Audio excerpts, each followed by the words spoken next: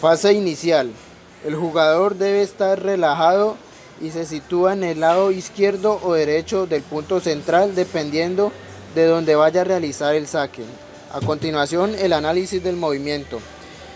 Flexión del hombro, articulación glenumeral, su plano es sagital y su eje es coronal. Antebrazo derecho está en supinación y antebrazo izquierdo está en pronación.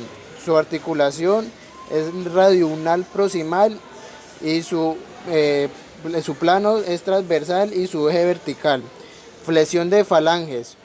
Su articulación es la interfalángica y plano sagital y eje coronal. Flexión de cadera.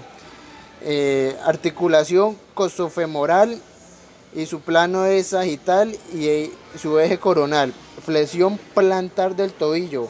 Su articulación es tarocrural y su plano es sagital y su eje es coronal. Finalmente, nombramos los músculos que intervienen en la fase inicial. En la flexión del hombro se trabaja el músculo bíceps, tríceps, deltoide anterior y pectoral menor. En los músculos del antebrazo se trabaja el pronador redondo y el pronador cuadrado. En supinación se trabaja el supinador y el bíceps braquial. En la flexión de falanges se trabajan los músculos aductor del meñique, oponente del pulgar, aductor del corto del pulgar y aductor del meñique. En la flexión de cadera se trabajan los músculos recto anterior del cuádriceps, espoas ilíaco, sartorio y tensor de la facial lata. Los músculos que se trabajan en la flexión plantar del tobillo son músculo extensor largo de los dedos, extensor largos del dedo gordo, músculo del peroneo anterior. Fase media, lanzamiento de la bola. Se extiende el brazo izquierdo y se suelta la pelota a la altura de la frente del jugador. Se carga el peso del cuerpo sobre el pie adelantado. Se levanta el brazo izquierdo y se flexiona el derecho. Se flexionan las rodillas. La raqueta estará vertical al eje de los dos hombros y las piernas están totalmente extendidas. Flexión de hombro, articulación glenohumeral. Tipo de articulación diartrodias, se mueven en un eje coronal en un plano sagital. Músculos que intervienen son deltoides anterior, coracobraquial y supraespinosos.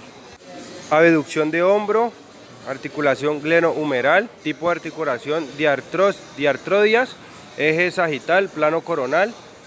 Músculos que intervienen es el deltoides medio y supraespinoso. Dorsiflexión de tobillo, talo clural, tipo de articulación sin artrosis, eje que se mueve es el eje coronal, plano sagital. Músculos que intervienen es gastrocemio, sóleo y plantar. Flexión de rodilla, femorotibial, tipo de articulación diartrodias, se mueven en un eje coronal, plano sagital. Los músculos que intervienen son recto femoral, vaso medial, vaso lateral y vaso intermedio. Flexión de codo, húmero ulnar, tipo de articulación diartrodias, se mueven en un eje coronal, plano sagital. Músculo que intervienen es el bíceps braquial, braquial superior y supinador largo. Pasamos ahora a la fase 3 del gesto deportivo saque de tenis. Iniciamos entonces con el hombro, donde podemos ver que hay aducción de hombro, ADD, involucrando la articulación glenohumeral y ejecutado en el plano coronal, eje sagital. Tenemos luego el brazo, el cual es sinergista en ese movimiento de ADD, de aducción, también en el plano coronal y eje sagital. Pasamos entonces al antebrazo, donde hay una leve pronación en el plano transversal y eje sagital.